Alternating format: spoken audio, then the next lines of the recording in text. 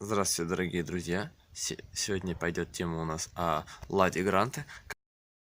В данном виде я приведу вам пример, как можно избавиться от натирания ручника. Вот приведена моя доработка, как было доработано ручник троса. Вот, так что у него остается зазор. Вот, он не задевает самого кузова. Было произведено так. Я как бы изобрел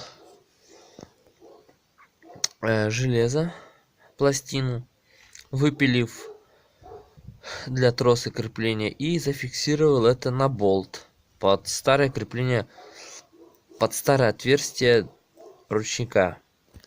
В данном случае отпустилось и больше никаких натираний не производится. Также обработана эта часть антигравием, чтобы не пошла дальше коррозия в этих местах натирания.